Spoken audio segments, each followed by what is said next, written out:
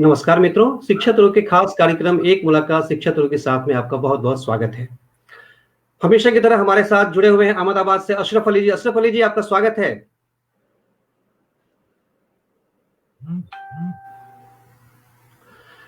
अशरफ, आपका म्यूट है, mic mute. जी, दर्शकों आपका बहुत-बहुत स्वागत है। रौनक जी, बहुत-बहुत धन्यवाद। वेलकम शिक्षा तुरु के इस एक मुलाकात शिक्षा तुरु के साथ के इस भेंटवार्ता में।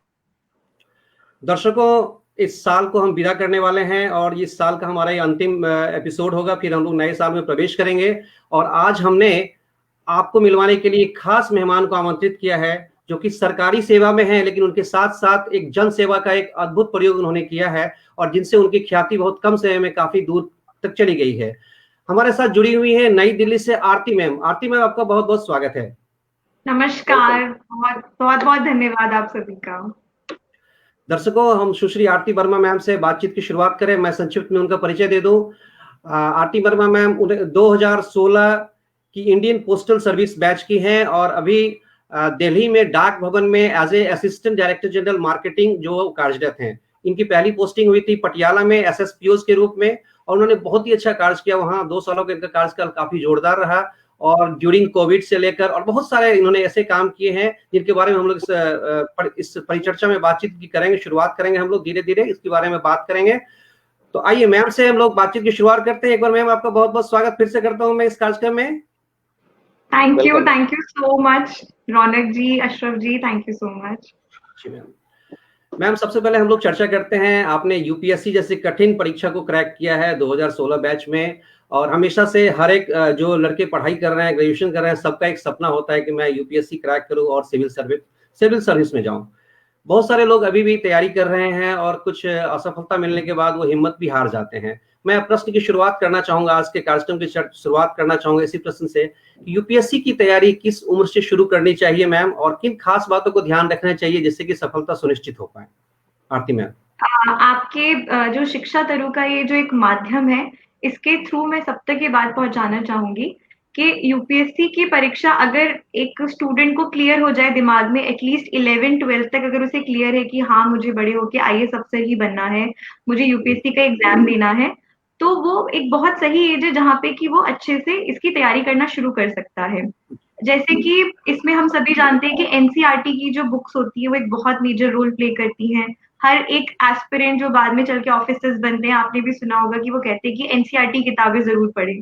तो वो वाली किताबें हम पढ़ रहे होते हैं 6 से लेके 12 तक, लेकिन उस वक्त हम उन्हें उस तरीके से नहीं पढ़ रहे होते या उतना सीरियसली लेके नहीं पढ़ रहे होते। तो हर एक विद्यार्थी के लिए बहुत अच्छा रहेगा कि वो अपनी 6 मतलब फर्स्ट से ही बड़ी अच्छे से पढ़ाई करिए, लेकिन आपका जो 6 से लेके 12 तक का जो आपका जो भी आपके सब्जेक्ट्स हैं, उन पे अपनी आप पकड़ अच्छी बनाइए। क्योंकि अगर आपके कॉन्सेप्ट्स क्लियर होंगे, आपकी सब्जेक्ट पर, आपके विषय पर अच्छी पकड़ होगी, वो जो आपका ज्ञान है आगे चलकर इस एग्जाम को भी क्रैक करने में आपके काम आएगा, क्योंकि इसके लिए आप फिर वही एनसीईआरटी की किताबें पढ़ रहे होंगे मेनली। और उसके अलावा आप ये भी कर सकते हैं कि अगर आपको ये क्लियर हो जाए कि किस विषय में आपका अच्छा इंटरेस्ट है, क्योंकि अभी तक यूपीएससी का जो पैटर्न है उसमें आपको एक ऑप्शनल सब्जेक्ट लेना होता है। तो आप अगर वही विषय अपने ग्रेजुएशन या पोस्ट ग्रेजुएशन में ले लें, तो आपको बहुत आसान हो जाएगा कि आपकी शिक्षा के साथ-साथ, आपकी ग्रेजुएशन, पोस्ट ग्रेजुएशन के साथ-साथ आप अपनी यूपीएससी की भी तैयारी कर लोगे। मतलब मैंने कुछ इसी तरह से इसकी तैयारी करी थी, इसीलिए मैं ये वाली बात आज सबके साथ में, ये ट्रिक मान लीजिए आप इस चीज को, आप सबके साथ में ये बात साझा कर पा रही हूँ। बाकी जैसा कि अभी आपने रौनक जी ने कहा कि विद्यार्थी इसमें हार मान जाते हैं, तो ये बहुत ही ऑब्वियस सी बात है। मैं खुद उस दौर से गुजरी हूँ। मेरा खुद का अपने चौथे अटेम्प्ट में सिलेक्शन हुआ था, तो हर एक अटेम्प्ट में इंटरव्यू तक पहुंचकर और फिर सिलेक्शन जब नहीं होता है, तो हर एक का मन बहुत उदास हो जाता है, लोग डिप्रेशन में भी चले जाते हैं। तो ये बहुत सामान्य सी बात है, क्योंकि एक बहुत ही रिगरस तरीके का एग्जाम है जिसमें आप बहुत ज्यादा पढ़ाई करनी पड़ती है और अपने दिन के आपको कम से कम 12 से 14 घंटे आपको पढ़ाई में डिवोट करने पड़ जाते हैं। उसके बाद में भी अगर आपको कोई फल नहीं मिलता है, तो फिर कितना भी हम कहें कि निष्काम भाव से कर्म करा करिए, लेकिन फिर भी बंदे में निराशा आ ही जाती है। तो इसलिए बहुत जरूरी है कि जो भी विद्यार्थी हैं वो बहुत ही लगन के साथ में, जिसे कहते हैं ना डिवोशन, डेडिकेशन एंड डिटर्मिनेशन, कि चाहे कुछ भी हो जाए मुझे एग्जाम क्रैक करना ही करना है, चाहे मेरा इस बार नहीं हो रहा, मुझे अगली बार फिर से एक अगर लंबी छलांग लगानी है, जैसे कहते हैं ना कि थोड़ा सा बंदे को पीछे जाना पड़ता है और फिर वो एक लंबी छलांग लगा पाता है। तो शायद जो जी इसमें पराजय का हमें सामना करना पड़ता है वो हमें भले थोड़ा सा पीछे लेके जाए, लेकिन इतनी सारी तैयारी के साथ में अपना अगला अटेम्प्ट दीजिए कि आपका सिलेक्शन जरूर हो जाए। जी मैम। एक और बात मैं पूछना चाह रहा हूँ मैम, आपके एग्जाम में जो यूपीएससी के एग्जाम है उसमें जो एसेज पेपर होते हैं उस पर काफी ध्यान दिया जाता है, तो हमारे स्टूडेंट शुरू से ऐसा क्या अभ्यास करें? जैसे आपने कहा कि 6 से प्रयास कर देना चाहिए, तो किन अभ्यास को साथ साथ करें जिससे वो वाला पोर्शन भी काफी मजबूत हो, निबंध वाला कार्यक्रम वो भी काफी मजबूत हो जाए लोगों का, साथ साथ किस तरह का प्रयास और करते रहना चाहिए मैम? निबंध के लिए तो मैं कहना चाहूंगी कि लिखने की आदत रखें, और जी जितना हम अच्छी किताबें पढ़ते हैं या अलग अलग टॉपिक पे हम जो किताबें पढ़ते हैं, आर्टिकल पढ़ते हैं, ये कोई एक ऐसी चीज नहीं है कि जो आप सोचे कि हम एक महीने ही सारी कोटेशंस पढ़ लेंगे और एक जी महीने में ही हम किसी किसी किताब की समरी पढ़ लेंगे और फिर कुछ मिक्स करके हम कोई ऐसे बना के वहां प्रेजेंट कर देंगे। ये कुछ ऐसा चीज नहीं है। ये बहुत सालों से, जैसे कोई लाइफस्टाइल होता है ना, तो एक जी सालों के आपके एफर्ट होते हैं, आपकी कुछ हैबिट्स होती हैं जिनको कि आप अपने जीवन में उतारते हैं, कि आपको पढ़ने की हैबिट हो, और सिर्फ किताबें ही से आपको टेड टॉक सुन सकते हो, उससे भी आप कोई कोट उठा सकते हो या कोई आइडिया ले सकते हो वहां से भी, जो कि आप अपने एस्से में प्रेजेंट कर सको एज एन इनोवेशन। तो जो ये जी वैरायटी ऑफ मीडियम्स हैं जिन पर कि इनोवेशंस की बात होती है, आइडियाज की बात होती है, उन सभी प्लेटफॉर्म पे पढ़कर, सुनकर, देखकर आप वहां से ले सकते हो, कंटेंट आपका वहीं से मजबूत होगा। तो अपनी शुरू से ही रीडिंग की हैबिट जरूर रखें, चाहे किताबें पढ़ना हो, चाहे बहुत ही अच्छे जो आर्टिकल्स हैं, और आजकल तो अगर आपके घर पे वो अखबार भी नहीं आता तो आप इंटरनेट से भी वो न्यूज़पेपर, वो पर्टिकुलर आर्टिकल्स आप पढ़ सकते हो। मैम, एक छोटा सा प्रश्न इससे जुड़ा हुआ है, काफी लोग पूछते हैं, जी हमारे एक दर्शक ने भी रखा है कि how to prepare for UPSC for working person, tell me something about time management. हाँ, हमारे साथ हम्म मंजेश कुमार जी चेन्नई से, उन्होंने ये प्रश्न रखा है, तो लगे हाथ इस प्रश्न का भी उत्तर हम जान लें आपसे कि जी यूपीएससी जी। वर्किंग पर्सन के लिए तैयारी का क्या है, किस तरह करें, वो टाइम मैनेजमेंट किस तरह करें प्लीज।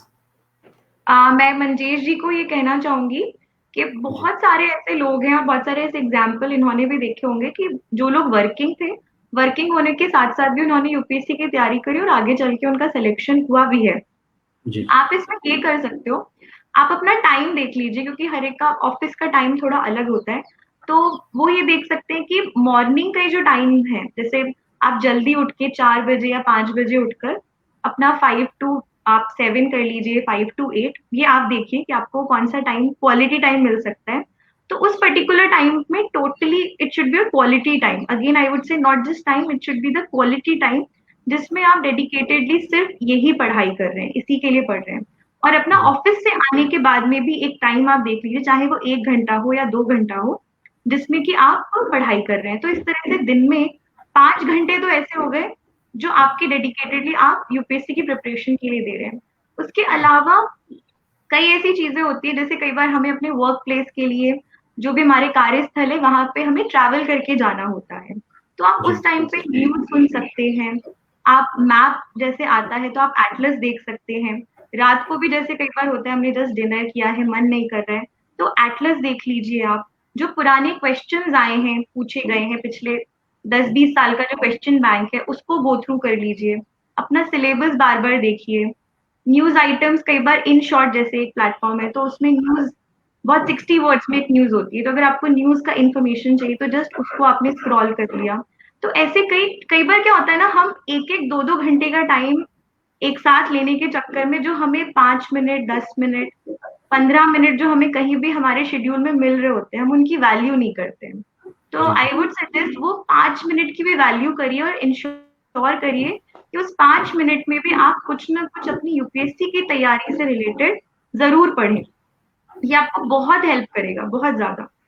अगर आपको कभी आधा घंटा मिल रहा है तो एक आंसर लिख के देख लीजिए, क्योंकि यूपीएससी के एग्जाम में तो आपको 25 क्वेश्चन होंगे, 3 घंटे का ही टाइम होगा, 250 वर्ड लिखने होंगे। तो अच्छी बात है, आपको तो फिर तैयारी होगी एक तरह से कि कम समय में आप कितने ज्यादा से ज्यादा आप आंसर अटेम्प्ट कर सकते हो। जी तो आई थिंक ये कुछ चीजें हैं। जी मैम। आपने बहुत ही अच्छी जानकारी दी कैसे हम लोग वर्किंग होने के साथ साथ ये कर सकते हैं। उम्मीद करता हूँ मंजेश कुमार जी काफी लाभान्वित हुए होंगे। मैम आते हैं आपके अभी प्रेजेंट जो आपका प्रोफाइल है, आप जो इंडियन पोस्टल सर्विस में हैं, तो आपने पिछले 2 सालों में, जैसे कि हमने आपके बारे में पढ़ा कि पिछले 2 सालों में काफी अच्छा काम किया, खासकर पटियाला में आप थी, एसएसपीओज में थी। तो उस कार्यकाल के बारे में आपसे बात करना चाहता हूँ। आपने नई तरह से वहां पर आपका जो पहला मोटो रहा कि आप कैसे सिंप्लीफाई करें प्रोसेस को, ताकि प्रोसेस सिंप्लीफाई हो और आम लोग उस जन जन तक पहुंचे आपके प्रोसेस को। इस संबंध में आपने क्या क्या किया मैम वहां पे पिछले 2 सालों में पोस्टल सर्विस को आम जन तक पहुंचाने के लिए क्या क्या किया मैम? इसमें मैं ये कहना चाहूंगी कि मैं एक इंसिडेंट, एक कहानी के साथ इस बारे में बात करना शुरू करना चाहूंगी। मैंने जस्ट ज्वाइन किया था 22 अक्टूबर 2018 में एज एसएसपीओ पटियाला। काफी लोगों को एसएसपीओ का फुल फॉर्म नहीं पता होगा, मैं सबकी जानकारी के लिए बता देती हूँ। इसका फुल फॉर्म होता है senior superintendent of post offices, प्रवर अधीक्षक डाकघर बोलते हैं। It's a district head postal department का। तो वो मैं थी वहां पर, और मेरे से मिलने के लिए एक बहुत ही बुजुर्ग दंपत्ति आए थे, और उन्होंने अपनी मुझे सारी बात बताई थी कि उनका एक क्लेम था पोस्ट ऑफिस का, जो कि उन्हें काफी दिन हो गए थे, उन्हें मिल नहीं रहा था। तो उस एक इंसिडेंट ने मुझे ये चीज बहुत अचानक से मुझे क्लिक करी कि अच्छा, ये एक बेसिक प्रॉब्लम है। मतलब लोगों का पोस्ट ऑफिस में जो क्लेम होता है, कई बार कस्टमर को भी बहुत सारी चीजों की अवेयरनेस नहीं होती है, तो उन्हें भी नहीं पता था, और उनका यही था कि एक ही बार में हमें पता चल जाए कि भाई कौन कौन से डॉक्यूमेंट्स है जो हमें देने, ताकि हमारा क्लेम जल्दी सेटल हो जाए। तो फिर इस बारे में जो मेरे ऑफिस की जो टीम थी उनके साथ भी मैंने चर्चा करी, और उसके बाद में धीरे धीरे करके हमने इस चीज की तरफ सारे जितने भी हमारे एम्प्लॉयज थे पटियाला डिवीजन के, सबको हमने इस तरह से सेंसिटाइज करना शुरू किया कि अगर कोई भी कस्टमर आता है तो आप एक बार में उनको एक चेकलिस्ट बना के दीजिए कि ताकि एक ही बार में जो उनका क्लेम है वो सेटल हो सके। अनटिल अनलेस कोई मेजर कोई objection observation, it's a different thing. लेकिन हमारी कोशिश ये होनी चाहिए कि जब एक बार में, क्योंकि एक व्यक्ति बहुत अपना समय निकाल के कहीं से पोस्ट ऑफिस में आ रहा है, वो यही चाहेगा कि उसी दिन उसका जो काम है वो काम हो जाए। तो ये सेंसिटाइजेशन लाने की हमने कोशिश करी, जिसके लिए हमने कई प्रकार की वर्कशॉप भी करवाई थी अपने ऑफिस में, ताकि जो पोस्ट ऑफिस एम्प्लॉयज हैं उनको एक सेंसिटाइजेशन आए इस चीज को लेकर कि कैसे ये बहुत इंपॉर्टेंट है कि कभी कोई कस्टमर अगर वॉक इन कर रहा है पोस्ट ऑफिस प्रीमाइस में, तो उसका काम उसी दिन हो सके, या जितना कम से कम समय में हम उसका क्लेम सेटल कर सकते हैं। और फिर मैं खुद अपने ऑफिस लेवल पे इसकी मॉनिटरिंग क्या करती थी कि किसी पोस्ट ऑफिस में किसी का कोई क्लेम तो अब पेंडिंग नहीं है, कितने दिन हो गए जितने दिनों से ये क्लेम पेंडिंग है, अगर पेंडिंग है तो क्यों पेंडिंग है। तो ऐसी चीजों की मॉनिटरिंग जब आप अपने लेवल पे करना शुरू कर देते हो, तो आपका स्टाफ भी समझ जाता है कि ये एक इम्पॉर्टेंट प्रायोरिटी है। तो अगर हमारे बॉस की ये प्रायोरिटी है तो ये हमारी भी प्रायोरिटी है। तो और हमने बहुत ही कोशिश करी कि कैसे हम आम जन के लिए पोस्ट ऑफिस को और उसके प्रोसेसेस को सिंप्लीफाई कर सकते हैं। तो उसके लिए अगेन कस्टमर्स के बीच एजुकेशन प्रोग्राम्स हो गए, रेडियोज के थ्रू जिंगल्स हो गए, जगह जगह पोस्टर्स हो गए, हमारे जो प्रोसेसेस है उनको स्टेप वाइज बताना कि स्टेप 1 2 3 4 5 6 इस तरह से है। तो इस तरीके की हमने काफी चीजें करी, और हमने कोशिश करी कि हम रीजनल लैंग्वेज में ही ये चीजें लोगों तक पहुंचाएं, जनता की जो भाषा है उसी भाषा में उन्हें ये बात बताई जाए। तो अच्छी बात ये है कि पटियाला डिवीजन का जो स्टाफ था सबका बहुत अच्छा सपोर्ट रहा, सबने इस बात को समझा, और फाइनली हम चीजों को सिंप्लीफाई कर पाए। जी, बहुत ही शानदार तरीके से आपने लोगों को मोटिवेट किया, अपने कर्मियों को मोटिवेट किया, और निश्चित रूप से उसका रिजल्ट बहुत ही अच्छा आया होगा।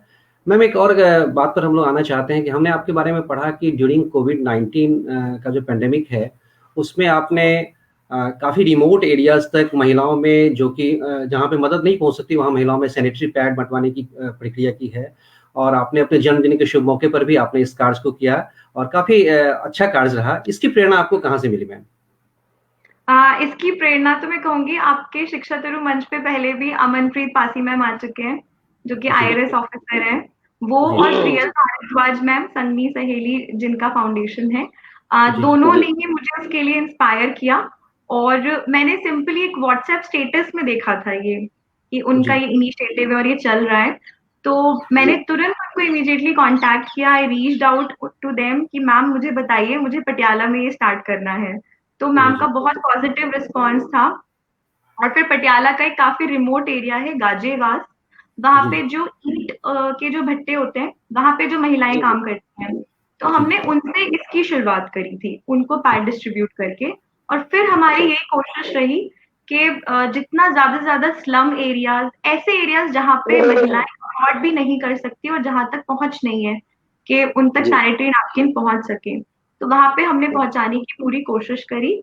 और यहाँ पर पटियाला में एक वॉलेंटियर्स का क्लब है, पटियाला यूथ क्लब, उसका हमें बहुत सपोर्ट रहा। उनके वॉलेंटियर्स ने जा जाकर सर्वे किया कि कहाँ पर वो एरियाज है जहाँ पे हम इसका सप्लाई कर सकते हैं, तो उससे मुझे बहुत मदद मिली। और इस पूरे कोविड ने मुझे यही सिखाया है कि हमारे पास जो है उसके लिए हमें बहुत शुक्रगुजार महसूस करना चाहिए।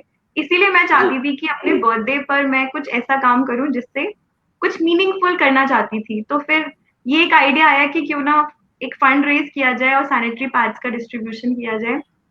तो सारे मतलब बहुत अच्छा सपोर्ट मुझे मिला सभी से, फेसबुक, इंस्टाग्राम, सभी जो सोशल मीडिया चैनल्स हैं उनके थ्रू ये मैसेज हम जनता तक पहुंचा सके। जनता ने इस चीज के लिए कंट्रीब्यूट किया और फाइनली बर्थडे वाले दिन जाके मैं सैनिटरी पैड्स का डिस्ट्रीब्यूशन कर पाई। स्वयं अमन मैम यहाँ पटियाला आई थी इस कार्यक्रम में शरीक होने के लिए, तो आई तो फील वेरी ब्लेस्ड कि ऐसा कुछ मैं कर पाई, एटलीस्ट छोटा सा एक पार्ट में उसका बन पाई। जी जी मैम, आपसे बात करने के लिए एक खास व्यक्तित्व को मैंने आमंत्रित किया है।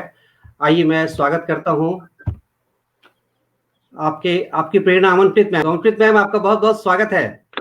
थैंक यू कहते हैं रौनक जी। वेलकम। हाँ ma'am. Thank you so much ma'am, आप मुझे हमेशा सरप्राइज देते हो।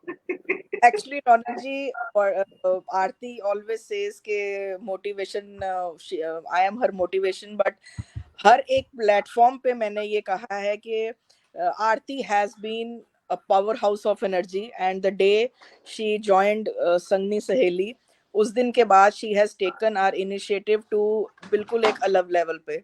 और जो तरीके से आरती ने पटियाला में कवर किया, हमारी ये कोशिश रही कि हम पंजाब के हर डिस्ट्रिक्ट में वैसे कवर कर पाए जो हम नहीं कर पाए, and it was due to Aarti's efforts के जो ये हमारा एफर्ट था कि हम हर एक जगह पे, हर जो नारी निकेतन हो गए, पटियाला की जितनी भी एरियाज थे वहाँ पे, not only Patiala, she has been very generous जब ये बोलती है। तो पटियाला नहीं, she went to Chandigarh also, अपने चंडीगढ़ ऑल्सो। देन आरती की हेल्प से, आरती की कजन है, she is a homeopathic doctor, तो आरती ने उनको भी इन्वॉल्व किया। आरती की और भी फ्रेंड्स थी जिन सबको इन्वॉल्व करके she took this initiative of providing healthy menstrual products to all new level. And before meeting, जब मैं आरती के बारे में सबको बताना चाहूँगी कि she was already involve in to a lot many activities. She has been with associated with anti drug campaigns. अगर हम बात करें तो कंपोस्ट पिट्स को लेके, इन्वायरमेंट को लेके, जो Aarti is very sensitive, and she has been working to teach people how to make compost pits at homes, and tree plantation की बात करो, you name anything and you will be inspired by Aarti's personality. So my huge love and support to her, and she is herself an inspiration to me कि बहुत ही कम as में what she has started doing as a very good human being, as a very good bureaucrat, I think it is worth emulating, और बहुत से लोग inspire होंगे। And I wish के जो मेरी ये सबसे प्यारी पैड वुमेन है, ऐसी और ये आरती हजारों पैड वुमेन बनाए, and not only pad women, personality is multi faceted. और हर बार मैं यही कहती हूँ रौनक कि मुझे कुछ आरती के बारे में कुछ बोलने को कहते हैं तो I can write a book on her. तो आई एम मुझे तो इसके बारे में बोलने को मत बोलो, अगर मुझे छेड़ दोगे तो I can write a book on her personality. Ma'am, हम लोग ये चाहेंगे कि आप एक प्रश्न जरूर रखें आरती मैम से, जो कि हमारा ये कार्य का मॉड्यूल है, हमारी एक प्रश्न जरूर रखें आप अपनी तरफ से। Okay, so Aarti, do you have, what message will you give to the female aspirants, जो अगर हम देखें, because you have been working in Punjab, and क्योंकि मैं खुद पंजाब से हूँ, वहाँ पे अगर घर में बात की जाती है, there are many areas in Punjab जहाँ पे अभी भी अगर इम्पोर्टेंस है तो वो मेल चाइल्ड को पढ़ाने की इम्पोर्टेंस दी जाती है and not to female child. तो what message will you give to their parents and to the female students or female aspirants themselves? Ma'am मैं सबको बताना चाहूंगी इस प्लेटफॉर्म के थ्रू कि I am a single girl child, वो भी राजस्थान जैसी जगह में. तो आप सोच लीजिए कि अगर एक सिंगल गर्ल चाइल्ड है, वो अगर पढ़ लेती है, यूपीएससी का एग्जाम पास कर लेती है, तो वो लड़की कहाँ पहुंच सकती है. तो आपकी जो अपनी बेटियां हैं उनको भी प्लीज प्लीज पढ़ाइए, मतलब हाथ जोड़ के विनती है, उन्हें पढ़ने का मौका दीजिए. और आप उसे बस पढ़ने का मौका दीजिए, वही है ना, उसके जो सपने उनको उड़ान दीजिए. वो जरूर ऐसा कुछ करके दिखाएगी कि आपका ही नहीं पूरे पिंड का नाम रोशन हो जाएगा. तो ये मेरा मैसेज है सबके लिए. मे बी मैं हो गई, अमन मैम हो गए, हम सब लोग एक जीते जाते एग्जाम्पल्स हैं कि अगर आप एक फीमेल एस्पिरेंट हो, आप पढ़ाई करते हो और इस एग्जाम को अगर आप पास करते हो, तो आप सिर्फ अपने परिवार के लिए नहीं, और भी बहुत सारी फीमेल्स के लिए आप एक एग्जाम्पल बनते हो. वो आपकी तरफ देखती है, आपसे वो प्रेरणा लेती हैं, साथ ही आप समाज के लिए कितना कुछ कर सकते हो. तो मैम यही है मेरी तरफ से. तो and thank you so much, मुझे बहुत अच्छा लग रहा है आपको डिजिटली देखकर. ये रौनक जी बहुत बड़ा सरप्राइज है मेरे लिए. थैंक यू मैम, हमारे लिए भी मैम हमेशा प्रेरणा का स्रोत रही हैं. अशरफ जी, मैम को आप विदा करें. Ashraf ji, thank you. अशरफ आपका म्यूट है आपका माइक म्यूट है Ashraf. Ma'am thank you very much आपका आने के लिए, और आप इंस्पिरेशन है हमारे लिए अमन मैम. एंड हम हमेशा चाहेंगे कि आप इस तरीके से हमें सपोर्ट करते रहें ma'am. Thank you very much ma'am. Thank you so much. Thank you very much Aman ma'am, आप हमारे कार्यक्रम में आई और एक प्रेरणा का काम तो हुआ ही. खासकर दोनों आदमी की बातचीत से लोगों ने हम लोग काफी प्रेरित हो रहे हैं और हमारे जो दर्शक हैं वो भी प्रेरित हो रहे हैं. Thank you very much ma'am for joining us. Thank you ma'am. जी ma'am. Thank you so much Raunak ji, Ashraf ji, ये बहुत बहुत अच्छा सरप्राइज था मेरे लिए. हमने सोचा कि आपकी जो प्रेरणा है हम उन्हें हमारी भी प्रेरणा रही है, हम लोग क्यों ना एक साथ प्रोग्राम में आ जाए तो अच्छा रहेगा. नहीं thank you so much. Ma'am हमारे साथ बहुत सारे दर्शक जुड़ गए हैं, मैं उनके मैसेज को लेना चाहता हूँ, फिर हम लोग कार्यक्रम में बातचीत की सिलसिला आगे देते हैं. Ma'am please. हमारे साथ नई दिल्ली से शिक्षिका जुड़ गई हैं, कुमुद रंजन झा जी, आपको नमस्कार कर रही हैं. हमारे साथ से सहरसा से मैम, मैं एक बार सबों के मैसेज पढ़ लेता हूँ, फिर आप एक बार उनको बोल दीजिएगा, ज्यादा अच्छा रहेगा. एक एक करके हम लोग को थोड़ा सा वक्त लग सकता है. हमारे साथ राहुल गौरव जी रोटी बैंक से जुड़े हुए हैं, इन्होंने good evening all of you कहा. मंजेश कुमार जी चेन्नई से जुड़े हुए हैं, गुड इवनिंग का अभी उनका प्रश्न भी हमने लिया था. हमारे साथ जुड़े हुए हैं कुमुद रंजन मैम ने एक सवाल पूछा है, इस सवाल को हम लोग ले लेते हैं. इन्होंने एक सवाल पूछा है कि प्रशासनिक सेवाओं में चयन में किसी छात्र के बोर्ड और स्कूलिंग की क्या भूमिका होती है. मैम इस प्रश्न का उत्तर हम चाहेंगे आपसे. हमारे दर्शक प्रशासनिक सेवाओं के चयन में किसी छात्र के बोर्ड और स्कूलिंग की क्या भूमिका होती है, कुमुद रंजन झा दिल्ली से पूछ रही है. जी तो कुमुद जी, मैं आपको ये बताना चाहूंगी कि हमारे पास जो यूपीएससी में हर तरह के एग्जाम्पल्स हैं, जिन्होंने स्टेट बोर्ड से भी एग्जाम दिया हो, सीबीएसई आईसीएसई बोर्ड से भी एग्जाम दिया हो, और मैं खुद एक सरकारी स्कूल से मैंने पढ़ाई करी है 12th तक. ठीक है, तो ऐसा कुछ नहीं है, कोई ऐसा फिक्स्ड रूल नहीं है कि प्राइवेट कॉन्वेंट से ही पढ़ा हुआ होगा तभी उसका सिलेक्शन होगा. बट हाँ, मैं ये कहना चाहूंगी कि आप अपने बच्चे के लिए ये जरूर ध्यान में रखिए कि जो भी बोर्ड है और जो भी स्कूल है, वहां पे सारी मूलभूत सुविधाएं हो, और वहां पे टीचर्स बहुत ऐसे डेडिकेटेड टीचर्स पढ़ाते हो जिनका कि इस तरफ पूरा ध्यान हो कि हाँ, कि बच्चे को अच्छे से पढ़ाई करनी है, कंटेंट अच्छा प्रोवाइड कर सकते हो. ये चीज आप थोड़ा सा चेक कर सकते हैं. तो ऐसा कुछ कोई फिक्स्ड रूल नहीं है. मैं अगेन यही बात कहना चाहूंगी, क्योंकि हमारे सामने यूपीएससी में सिलेक्टेड हर एक बोर्ड से और हर एक प्रकार के स्कूल से आए हुए लोग हैं. तो बेटर ये रहेगा कि हम ये देखें कि टीचर्स जो है हमारे वहां पे, उनका कितना इंटरेस्ट है बच्चों पे पढ़ाई की तरफ, और जो स्कूल है वो कितना डेडिकेटेडली एफर्ट मेक करता है पढ़ाई की तरफ प्लस एक्स्ट्रा करिकुलर एक्टिविटीज की तरफ भी, क्योंकि यही सारी चीजें एक बच्चे की पर्सनालिटी को आगे तक लेके जाती हैं.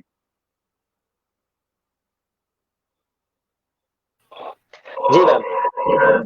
जी अशरफ जी. जी कुमुद रंजन मैम, आपने उम्मीद है आप मैम के जवाब से संतुष्ट हुई होंगी.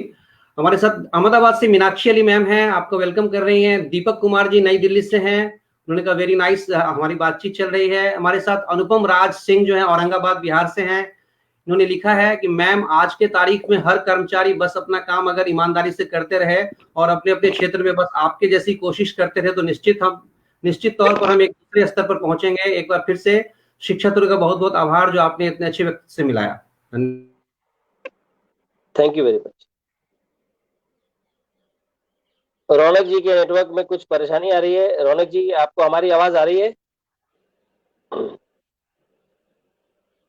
मुझे लग रहा है कोई परेशानी आई है मैम वहां पे, तो हम अपनी चर्चा को जारी रखते हैं मैम। और मैं अपनी चर्चा को जारी रखते हुए आपका ही एक कोटेशन है, उससे शुरुआत करना चाहूंगा कि लहरों से डर के नैया पार नहीं होती और कोशिश करने वालों की कभी हार नहीं होती। तो आपने सही लिखा है कि अगर आप हिम्मत करते रहोगे तो आपको जो है, जो आपका एम है, आपका एम्बिशन है, जिंदगी में जरूर मिलता है। तो मैम साथ साथ आप कहीं ना कहीं प्रभावित हैं अपनी कॉन्डोलीजा राइस मैम से। उनका भी एक कोट आपके सामने रखता हूँ, there is no greater challenge and there is no greater honour to be a public service. तो पब्लिक सर्विस का मतलब है मैम, जैसे कि आप एडमिनिस्ट्रेशन में, आप पब्लिक सर्विस में हैं, आप पब्लिक सर्वेंट हैं, आप सेवा कर रही हैं। तो मैं इसी से रिलेटेड एक क्वेश्चन आपसे करना चाह रहा हूँ कि हम लोग भी पब्लिक सेवा करना चाह रहे हैं, कर रहे हैं। तो आता हूँ डाकघर, जहाँ पे आप जो इंडियन पोस्ट है उसमें क्या एम्पावर्ड, आप उसको किस तरीके से एम्पावर करना चाहेंगी? आज के टाइम में हमारी सोसाइटी के अंदर डाक के लिए लोगों की सोच, लोगों की जानकारी बहुत कम है। मैं इसको इस तरीके से एलोबरेट करना चाहूंगा कि मैं अगर अपनी उम्र में बोलूं कि हम लोग आज रजिस्ट्री करना जानते हैं, या कभी रक्षाबंधन आता है तो हम ना स्पीड पोस्ट करने के लिए डाकघर जाते हैं।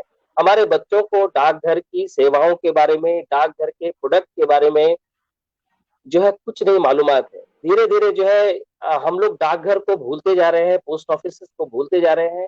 तो आप as a director general marketing ऐसी क्या स्टेप्स लेंगी जिससे कि समाज में जो है हम डाकघर को, या हमारी जो भी पुरानी पद्धति है उसको और ज्यादा आगे बढ़ा सकें, जन जन तक पहुंचा सके? मैम इसके बारे में जानकारी मैं चाह रहा हूँ। जी अशरफ अली जी, थैंक यू सो मच इस सवाल के लिए, क्योंकि अभी जो मेरा ये नया असाइनमेंट है इसमें मेरा मुख्य रूप से यही कार्य रहेगा कि किस तरह से डाकघर की जो सेवाएं हैं उनको जन जन तक उसकी जानकारी हम पहुंचा सकें। क्योंकि एक कहना चाहिए डाक सेवा अधिकारी होने के नाते मुझे पर्सनली बहुत सारी ऐसी सेवाओं के बारे में जानकारी, और मुझे लगता है कि जो कि बहुत ही जनता से जुड़ी हुई है। जैसे आप देखिए, आधार कार्ड बनवाना हो तो अब वो आप पोस्ट ऑफिस में भी बनवा सकते हैं। पैन कार्ड बनवाना हो आपको, तो जो हमारे ऐसे CSC कम पोस्ट ऑफिसेज हैं, मतलब कि पोस्ट ऑफिस जिनमें की कॉमन सर्विस सेंटर की भी सुविधाएं आ गई हैं, तो वहां पे जाके आप अपना पैन कार्ड भी बनवा सकते हैं। बट ये कुछ ऐसी जानकारी है कि मुझे कई बार लगता है कि आम जनता को नहीं पता होता है कि आपके अपने पोस्ट ऑफिस में ये सब भी बन सकता है। एक बहुत ही अच्छी सुविधा है जिसको कहते हैं AEPS, यानी कि आधार जो है, हमारा आधार कार्ड। अगर आपके पास में आपका आधार नंबर और आपका मोबाइल नंबर है तो आप अपने किसी भी बैंक से 10,000 रुपए तक की राशि घर बैठे आप विड्रॉ कर सकते हैं। और ये एक ऐसी सेवा है जो बहुत रिसेंटली पिछले साल लाइक सितंबर 2019 में ये स्टार्ट हुई थी, और उसके बाद में लॉकडाउन के समय में इस सेवा ने जनता की बहुत बहुत मदद की है। क्योंकि जब हम सभी लोग अपने अपने घरों में थे, कोई कहीं जाके पैसे नहीं निकाल सकता, लेकिन जो पोस्ट ऑफिस है वो एक एसेंशियल सर्विस होती है, जिसकी वजह से पोस्ट ऑफिसेज ओपन थे। हमारे जो डाकिये हैं वो लॉकडाउन की भी स्थिति में कार्य कर रहे थे, लोगों तक उनकी दवाइयां पहुंचा रहे थे। कुछ आंकड़े मैं इस प्लेटफॉर्म के माध्यम से बताना चाहूंगी जिससे आपको लगेगा कि लॉकडाउन की इस स्थिति ने, कोरोना वाले टाइम ने ये साबित कर दिया कि डाक विभाग जो है वो सरकार का एक ऐसा विभाग है जो अभी भी जनता से जुड़ा हुआ विभाग है।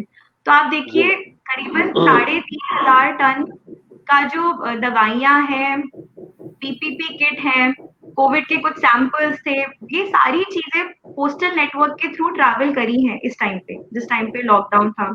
आप ये देखिए, 5,200 करोड़ की जो राशि है वो 2.5 करोड़ से भी ज्यादा लोगों तक पहुंचाई गई। जो मैंने आपको अभी आधारित जो मैंने आपको प्रणाली बताई थी अभी कि 10,000 तक की राशि आप घर बैठे निकाल सकते हैं। तो ये इतने बड़े आंकड़े हैं जिन जो हमारे सामने डेटा आता है तो हमें लगता है कि भगवान हम बहुत ब्लेस्ड है कि हम ऐसे डिपार्टमेंट के लिए काम कर रहे हैं जो जनता को जिस समय सबसे ज्यादा जरूरत थी उस समय पर, चाहे दवाइयां पहुंचाना हो, चाहे मतलब घर तक राशि पहुंचानी हो, धनराशि पहुंचानी हो, वो पहुंचाने का कार्य हमारे डाकियों ने किया है। अब जो आपने प्रश्न किया कि क्या वो तरीके रहेंगे जिससे कि हमारी कोशिश रहेगी कि जनता तक ये सारी बातें और जो भी सेवाएं डाक विभाग प्रोवाइड करता है वो उन तक पहुंच सके, तो हमारी ये पूरी कोशिश रहेगी कि हम एक तरीके का कस्टमर एजुकेशन प्रोग्राम शुरू कर पाए, जिसमें हम बता पाए कि वो कौन सी नई सेवाएं हैं जो कि डाक विभाग की तरफ से अवेलेबल है, स्पेशली जो हमारे यंगस्टर्स हैं उनके लिए, जो हमारे मिलेनियल्स हैं उनके लिए वो क्या सेवाएं हो सकती है जो उनके लिए उपयोगी भी हो, और उसके साथ साथ कैसे हम उनके लिए सिंप्लीफाई कर सकते हैं, हम उन्हें स्टेप्स बता सकते हैं कस्टमर को कि आपको अगर XYZ किसी चीज का क्लेम लेना है तो ये आपकी चेकलिस्ट है। तो हमारी पूरी कोशिश रहेगी कि सोशल मीडिया प्लेटफॉर्म्स के थ्रू हम इस तरह की जानकारी जन जन तक पहुंचा सकें। जी मैम। मैम, बैंकिंग सर्विसेज के अंदर बहुत सारी चीजें डिस्प्ले होती है। मैं बस आपसे क्वेश्चन ये इनपुट कर रहा हूँ, लेकिन पोस्ट ऑफिसेज में ये सारी चीजें नहीं हो रही हैं, तो मैंने आपके सामने ये क्वेश्चन रखा। जी मैम, तो ये कम से कम नए यूथ के लिए, अपने समाज के लिए डाकघर कितना प्रायोरिटी, हमारे लाइफ में कितनी प्रायोरिटी रखता है, उसके लिए ये सब नॉलेजेस हमारे यंगस्टर्स को, हम लोगों को होना जरूरी है, क्योंकि बहुत सारे ऐसे प्रोडक्ट हैं डाकघर के अंदर जो हम लोगों को पता नहीं है। डाक टिकटों के बारे में अब लोगों का रुझान धीरे धीरे खत्म हो रहा है। एक टाइम में डाक टिकटों पे वो किसी का फोटो होना वो एक मर्यादा की बात थी, और आज भी है, लेकिन लोगों के अंदर ये रुझान धीरे धीरे खत्म हो गया है मैम। इसलिए मैंने ये क्वेश्चन आपसे रखा कि आप किस तरीके से अपनी स्ट्रेटेजी इनपुट करके जो है हम लोगों को और सोसाइटी को ये मैसेज दें, और उन तक जो है डाकघर की खत्म हो रही जो लोगों की चाहत है उसको फिर दोबारा उजागर कर सकें। यही मेरा क्वेश्चन था। जी जी जी जी मैम, हमारे साथ बहुत देर से एक लाइव व्यूअर्स जुड़ी हुई हैं। सुपौल डिस्ट्रिक्ट से हमारे साथ गुंजन झा जुड़ी हुई हैं। गुंजन झा, आपसे कुछ सवाल करना चाहती हैं? गुंजन झा, आपका इस कार्यक्रम में बहुत बहुत स्वागत है। गुंजन जी, वेलकम। जी धन्यवाद रौनक, धन्यवाद सर, नमस्ते मैम।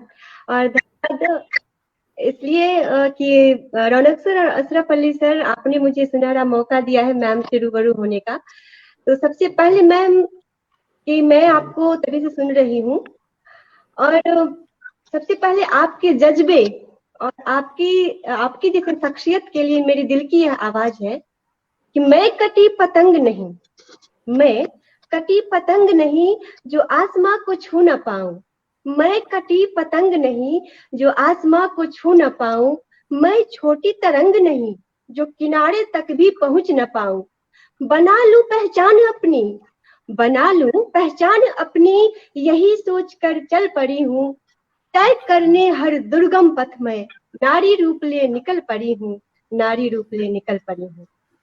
और इसके साथ ही मैम बहुत बहुत धन्यवाद। नहीं मैम, आपसे तो प्रेरणा लेनी ही चाहिए। और सबसे पहले मैं बहुत ही खुश हूँ मैम कि आपसे मुझे लाइव बात करने का मौका मिला है। तो दरअसल मैम, चाहत तो बहुतों के मन में होती है कि कुछ सामाजिक कार्य किया जाए, लेकिन अक्सर कुछ कारणवश होता ये है कि हम उसे वास्तविक रूप नहीं दे पाते हैं। मैं ये जानना चाहती हूँ कि ड्यूटी तो टफ है, आप भी जो सेवा में है और फिर अपने आप सामाजिक कार्य में भी संलग्न है, तो दोनों को आप एक साथ किस तरह से सामंजस्य करती है दोनों के बीच में, जिससे कि संतुलन बना रहता है, ताकि हम लोग भी सीखे फिर और उस पर अमल करें। गुंजन जी, सबसे पहले तो मैं आपको अप्रिशिएट करना चाहूंगी, आपकी आवाज बहुत अच्छी है, आपने जिस तरह से पोएम मेरे लिए कही है उसके लिए थैंक यू सो मच। और मैं आपके लिए विश करती हूँ कि आपकी जो ये कला है उसको और निखारिएगा, उसको कहीं भी खोने मत दीजिएगा, उसकी प्रैक्टिस करते रहिएगा और अलग अलग मंचों के थ्रू उसको जरूर एक्सप्रेस करिएगा। जी मैम। और जो आपने ये सामंजस्य की बात कही, तो मैं ये कहना चाहूंगी कि अगर किसी भी कोई भी पैशन, जब कोई चीज हमारा पैशन होता है या हमारा डेडिकेशन होता है किसी भी कॉज के लिए, तो हम फिर अपने आप ही समय निकाल लेते हैं। तो आप वो ये कि वो आप ही को देखना पड़ेगा। और अभी मैं ये कहूंगी, दिन के चाहे 5 मिनट निकालिए, चाहे 10 मिनट निकालिए, लेकिन जो भी कार्य आपको करना पसंद है उसके लिए वो समय आप जरूर निकालिए। और कभी भी हम ये ना सोचे कि यार एक पूरा दिन निकाल कर ही तभी सामाजिक कार्य किए जाएंगे। हो सकता है दिन में आप आधे घंटे का ही समय निकाल लीजिए। पूरे दिन में किसी एक व्यक्ति को भी अगर हम खाना खिला पा रहे हैं तो वो भी हमारी तरफ से सेवा है समाज को। हम ये क्यों सोचने लग जाते हैं कि जब तक एक दिन का पूरा सैटरडे छुट्टी लेंगे और 100 लोगों को खाना खिलाएंगे, ऐसा हम क्यों सोच रहे हैं? तो मेरी तो यही कहना चाहूंगी मैं कि चाहे 10 मिनट निकालिए, 15 मिनट निकालिए, लेकिन जो भी कार्य जिसके लेकर आपको पैशन है, आपको लगता है कि हाँ इस तरह से आप समाज की सेवा कर सकती हैं, चाहे एक ही व्यक्ति के जीवन में बदलाव लेकर आइए, कोई अच्छा पॉजिटिव चेंज लेकर आइए, बस एक बार उतना में करके देखिए, फिर आप देखोगे कि आपके साथ ऑटोमेटिकली लोग जुड़ते चले जा रहे हैं, आपकी अपने आप एक टीम बनने लग जाएगी। तो गुंजन जी, मेरी तरफ से तो यही सलाह है। और आपसे मिलकर मुझे लग रहा है, वर्चुअली मिलकर लग रहा है कि आपकी जो भी एस्पिरेशन है वो बहुत जल्दी पूरी होंगी और आप में है वो जज्बा उनको पूरा करने का। मैम एक सवाल में जिज्ञासा और मन में कि मैं भी बच्चों को पढ़ाती हूँ स्कूल में, तो बच्चे पत्र समझ जाते हैं, लेकिन हम लोग के समय में हम लोग अपनी भावनाओं को रख देते थे, पोस्ट कार्ड हो या अंतर्देशीय हो, लेकिन बच्चों को अभी जानकारी नहीं है कि वो पोस्ट कार्ड क्या है, अंतर्देशीय क्या है, रुचि नहीं है, खत्म हो गई है बिल्कुल। तो मैं ये जानना चाहती हूँ कि आपका क्या सुझाव है कि कैसे जागरूक किया जाए बच्चों को, कैसे रुचि उनमें उत्पन्न किया जाए? इसके लिए तो मैं आपको कहना चाहूंगी कि समय समय पे डाक विभाग की तरफ से जैसे अभी इस साल भी 2.5 आखर नाम से कॉम्पिटिशन स्टार्ट हुआ था, तो जब भी इस तरह के कॉम्पिटिशन होते हैं, डाक विभाग जो पत्र लेखन की प्रतियोगिताएं करता है, आप उन्हें बता सकते हो, उसके बारे में जानकारी दे सकते हो और उन्हें आप इंस्पायर कर सकते हो कि वो पत्र लिखें। उसकी रीजनल और नेशनल लेवल दोनों लेवल पे अवार्ड्स मिलते हैं, काफी अच्छे प्राइजेस मिलते हैं, ये भी एक तरीका हो सकता है। प्लस आप बच्चों को कह सकते हो कि वो अपने दोस्तों को पत्र लिखें, वो अपने पेरेंट्स के लिए भी खत लिख सकते हैं, क्योंकि रोजमर्रा के जीवन में ऐसा हो जाता है ना, आप सिंपल थैंक यू तक कहना भूल जाते हैं अपने मम्मी पापा को, है ना, ऐसा हो जाता है, अपने दोस्त को कहना भूल जाते हैं, अपने टीचर्स को कहना भूल जाते हैं। हमारे आसपास जो हमारे पुलिस मैन है, हमारे डॉक्टर्स हैं, ठीक है, हमारे जो बहुत सारे लोग हैं जो कि हमें सर्व कर रहे होते हैं, उनके लिए भी आप थैंक यू लेटर लिखवा सकते हैं। इससे बच्चे थोड़े ग्राउंडेड भी रहेंगे, उनको एक होता है ना ग्रैटिट्यूड, जब हम लेके चलते हैं अपने मन में तो हम काफी ग्राउंडेड रहते हैं, हम उस चीज की वैल्यू समझते हैं। कोई अगर हमें किसी भी तरह की सर्विसेज प्रोवाइड कर रहा है तो उसका वैल्यू है, अदरवाइज हम बहुत टेकन फॉर ग्रांटेड लेने लग जाते हैं।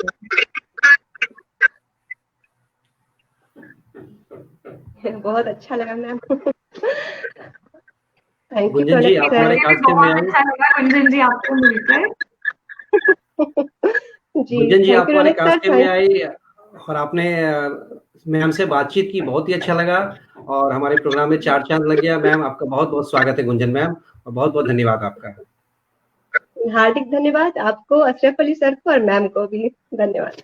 थैंक यू गुंजन, मेरी तरफ से आपको बहुत सारा ऑल द बेस्ट है। Thank you very much. Ma'am हमारे साथ बहुत सारे दर्शक जुड़े हैं, बीच में मैं चर्चा कर रहा था, उनके मैसेज पढ़ रहा था, बीच में कुछ तकनीकी खराबी आ गई थी, इसलिए मेरा कनेक्शन कुछ देर के लिए कट गया था। तो हमारे साथ मणिकांत श्रवण जी हैं जुड़े हुए, उन्होंने लिखा है जय हो, आपका कार्यक्रम अच्छा चल रहा है। हमारे साथ अमित नंदन जी हैं बिहार से, इंस्पेक्टर अमित नंदन जी एक प्रश्न रख रहे हैं, हम इस प्रश्न का जवाब बाद में लेंगे। प्रश्न है इनका कि what is the importance of time management and discipline in daily life for students. Ma'am इनके प्रश्न का जवाब हम बाद में लेंगे, एक बार मैं तेजी से पढ़ लूं, बहुत सारे लोग हमारा इंतजार कर रहे हैं। Meenakshi Ali ma'am, thank you Aman ma'am, इन्होंने अमन मैम का स्वागत किया है। जावेद लिखर मैम, जावेद लिखर जी हमारे साथ जुड़े हैं, इन्होंने लिखा nice speech ma'am. Amanpreet Pasi ma'am अभी भी हमारे पास हमारे कार्यक्रम में आए थे, इन्होंने लिखा है कि कांग्रेचुलेशन टू होल शिक्षा तरु team for a wonderful interaction, proud of you Aarti, your journey will inspire many to join the prestigious service and above all being a good human being. Sarita Kumari ma'am नई दिल्ली से, सरिता कुमारी जुड़ी हुई हैं, totally agreed, आप लोग हमारी बातों से, आपकी बातों से काफी एग्रीड हैं। दीक्षित पासी सर हमारे साथ दिल्ली से जुड़े हुए हैं, बेस्ट विशेष शिक्षा त्रुटि, प्राउड ऑफ यू आरती। विनय कुमार जी नई दिल्ली से जुड़े हुए हैं, सीबीआई नई दिल्ली से हैं, नमस्कार मैम एंड सर कहा है। दीपक कुमार जी ने कहा है, दीपक कुमार जी आपको स्वागत कर रहे हैं। सुनील झा जी पटना से हमारे साथ जुड़े हैं, इन्होंने लिखा है कि हटकर अच्छा विषय आपने लाया है, शिक्षा त्रुटि का आभार, बहुत बढ़िया जानकारी मिल रही है। अमनप्रीत पासी मैम ने गुंजन जी की कविता पर काफी उन्हें अच्छा लगा, उन्होंने लिखा है कि क्या बात है गुंजन जी, आपने बहुत ही सुंदर तरीके से कविता पढ़ी, काफी अच्छे वर्ड्स हैं आपके। इस तरह और सारे मैसेज भी हमारे साथ है, बाद में हम इस मैसेज को लेंगे। एक बार आप इन सभी दर्शकों के लिए एक बार आप अपनी बात कह दें मैम। मैं तो सभी दर्शकों को बहुत बहुत धन्यवाद देना चाहूंगी। आप सभी लोग आए, इस प्लेटफॉर्म पर ज्वाइन किया हमें और हमारी बातों को सुना। इतनी अच्छी अच्छी बातें आपने मेरे लिए कही हैं, इन सारे वर्ड्स के लिए thank you so much and again welcome to the programme plus thank you so much. Ma'am हम लोग अमित नंदन जी के सवाल को लेते हैं। What is the importance of time management and discipline in daily life for students, please. Amit ji, मैं आपको ये कहना चाहूंगी कि जो टाइम मैनेजमेंट और डिसिप्लिन है, इसका तो हर एक व्यक्ति के जीवन में बहुत इंपॉर्टेंस है, सिर्फ स्टूडेंट्स की ही क्यों हम बात करें। और मैंने शुरू से ही ये कहना चाहिए कि लाइक मम्मी पापा ने भी यही सिखाया, प्लस एक शायद मेरी नेचर ही शुरू से ऐसी थी कि मैं बहुत ही व्यवस्थित रहना मुझे शुरू से बहुत पसंद था। तो मैंने खुद ने ये रियलाइज किया अपने जीवन में कि जितना हम अपने टाइम को मैनेज करके चलेंगे, और अगेन मतलब टाइम मैनेजमेंट और डिसिप्लिन जो है ना, दोनों साथ साथ चलते हैं। आप अपनी लाइफ में डिसिप्लिन रखोगे तो आपका टाइम भी मैनेज होके चलेगा, जहां आपने डिसिप्लिन छोड़ दिया वहां पे आपका टाइम मैनेजमेंट भी चला जाएगा। तो डिसिप्लिन लाना बहुत जरूरी है। और दूसरा, जहां तक टाइम मैनेजमेंट की बात है, तो आपने देखा होगा जैसे हम बात कर रहे थे कि किस तरह से 5 या 10 मिनट भी निकाल कर हम अपनी प्रायोरिटीज पे काम कर सकते हैं, तो वो टाइम मैनेजमेंट ही है। अधिकतर हम लोग ये कंप्लेन करते हैं कि कौन सुबह जल्दी उठेगा, कौन एक्सरसाइज करेगा, कौन मेडिटेशन करेगा, ये सब चीजें सुनने में अच्छी लगती है लेकिन प्रैक्टिकली पॉसिबल नहीं है। तो अगर आप टाइम मैनेजमेंट करेंगे और साथ में डिसिप्लिन में रहेंगे, भाई टाइम मैनेजमेंट आपको ये सिखा देगा कि ठीक है, सुबह का हम भले आधा घंटा निकालें, लेकिन हम अपने जीवन की जो ये प्रायोरिटीज है जो हमें स्वस्थ रखती हैं, फिजिकली भी और मेंटली भी, उनके लिए हम टाइम निकालेंगे। और जो डिसिप्लिन होगा वो ये इंश्योर करेगा कि वो चीजें आप सिर्फ एक दिन ना करें, सिर्फ 1 जनवरी को करके ना भूल जाएं, पूरे साल फिर आप जब रोज करेंगे, योगा हो गया, मेडिटेशन हो गया, एक्सरसाइज हो गई, जो भी आपको सूट करता हो, जो आपको अच्छा लगता हो, तो इसीलिए मैंने कहा कि टाइम मैनेजमेंट और डिसिप्लिन साथ साथ चलेंगे। और ये सिर्फ स्टूडेंट्स के लिए मैसेज नहीं है, ये हर एक व्यक्ति के लिए मैसेज है, चाहे वो जीवन के किसी भी पड़ाव पे हो, क्योंकि हम सभी चाहते हैं कि हम सभी स्वस्थ रहें। और स्वस्थ रहने के लिए बहुत जरूरी है कि हम अपने समय को मैनेज करके चलें और साथ में अनुशासन के साथ हम अपना जीवन जिए। Very true. अमित सर, उम्मीद करता हूं कि आप मैम के जवाब से संतुष्ट हुए होंगे। मैम, हमारे को होस्ट अशरफ जी ने आप पर काफी रिसर्च किया, उनके पास भी काफी प्रश्न है आपके लिए। Ashraf ji, over to you. Ma'am, question तो बहुत सारे हैं लेकिन मुझे लग रहा है समय का अभाव हो जाएगा फिर से। मैम, आगे बढ़ने से पहले ये बोलना चाहता हूँ, आपने वुमेन एम्पावरमेंट के लिए काम किया, आप समाज के लिए काम कर रही हैं, साथ साथ वो कहते हैं कि आपने जो है पंजाब में काम किया है होम कंपोजिट के ऊपर। तो अब क्या है, घर का जो कूड़ा होता है जिसके ऊपर आपने खाद बनाने का जो आपने एक नई पहल की है, उसके बारे में ब्रीफली थोड़ा सा बताएं, क्योंकि ये सभी के घर की आम बात है।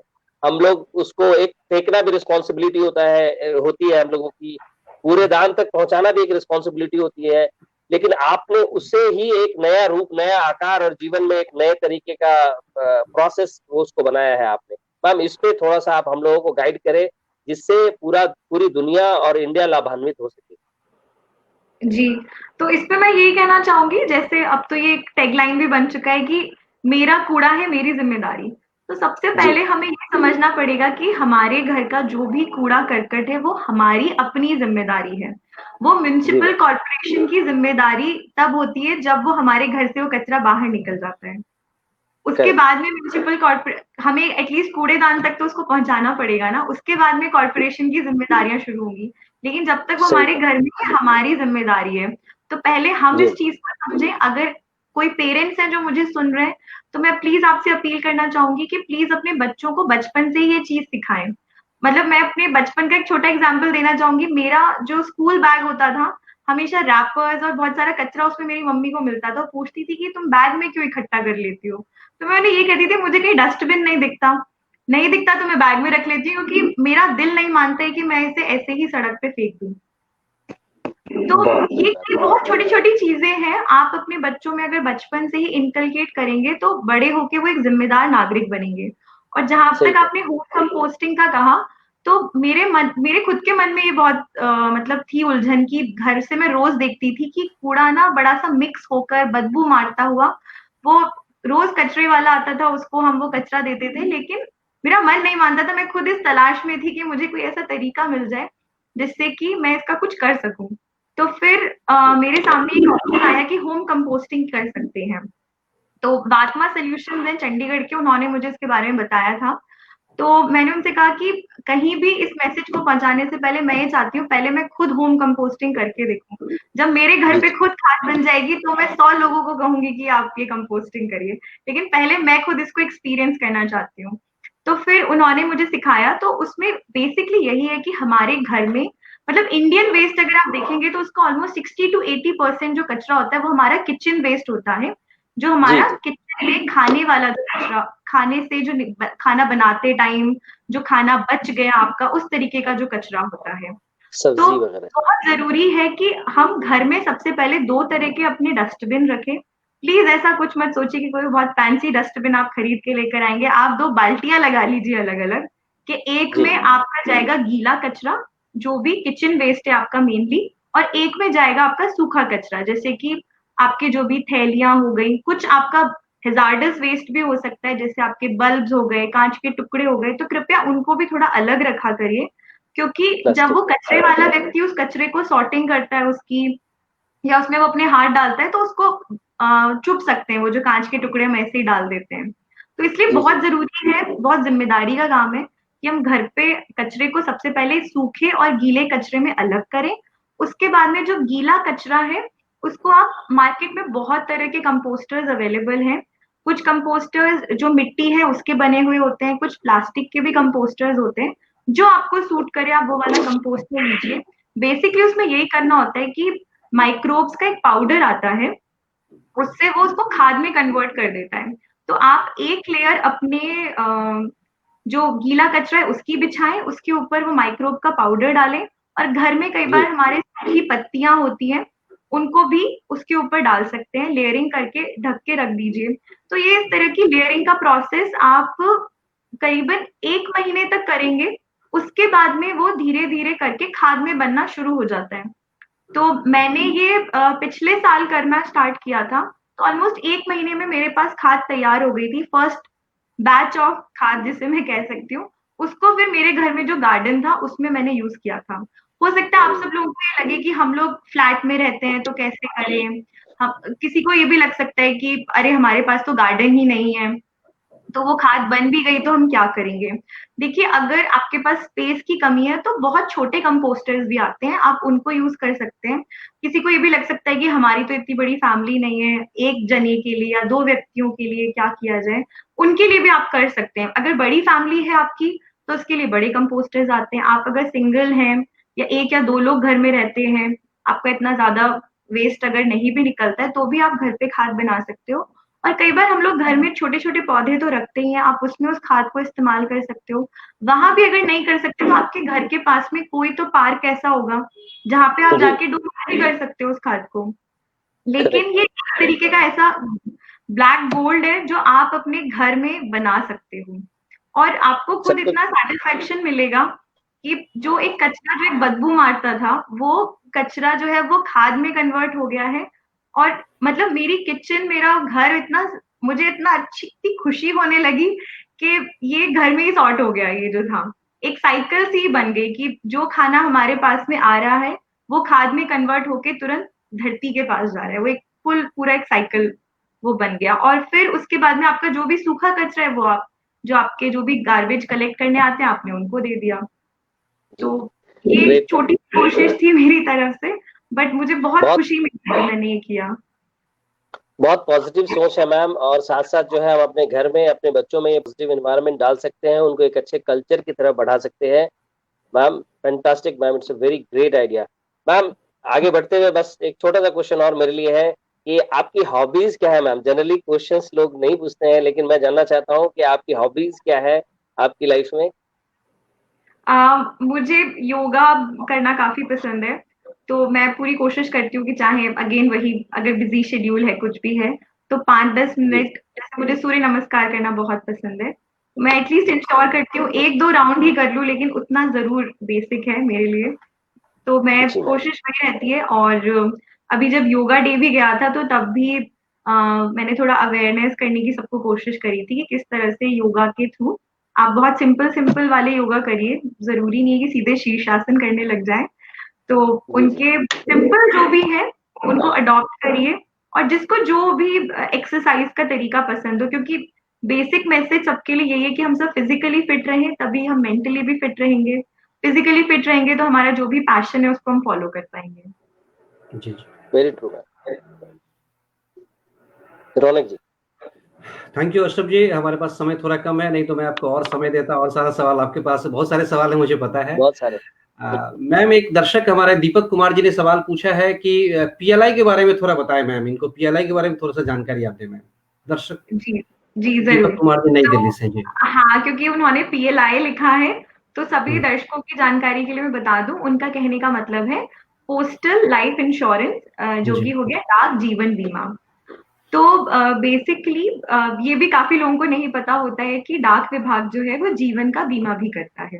जी जी। तो डाक जीवन बीमा जो है वो मेनली सरकारी कर्मचारियों के लिए शुरू हुआ था, लेकिन अभी रिसेंटली पिछले 2-3 सालों में इसमें प्रोफेशनल्स की भी कैटेगरी इंक्लूड हो गई है। तो इसमें डॉक्टर्स, इंजीनियर्स, इनफैक्ट एडवोकेट्स, या कुछ ऐसे एम्प्लॉयज जिनकी कंपनीज जो है वो बीएससी में लिस्टेड है, ऐसे एम्प्लॉयज जो हैं या जो आईटी प्रोफेशनल्स हैं, उनकी भी जीवन का बीमा किया जाता है। तो क्रक्स में इसका यही है कि जो डाक जीवन बीमा है उसमें आपको प्रीमियम काफी कम देना पड़ता है और आपको बोनस बहुत ज्यादा मिलता है। इसीलिए सबको ये एनकरेजमेंट है कि आपको अगर अपने जीवन का बीमा कराना है तो आप डाक जीवन बीमा कराइए। मैम जी एक मैम। अंतिम सवाल हमारे लिए है कि आपने कई बार लिखा है, अपने इंटरव्यू में बताया है कि एक बहुत ही प्रसिद्ध आपने वो 2 लाइन जो आपके लिए प्रेरणा का स्रोत रही है कि लहरों से डरकर नैया पार नहीं होती, कोशिश करने वालों की कभी हार नहीं होती।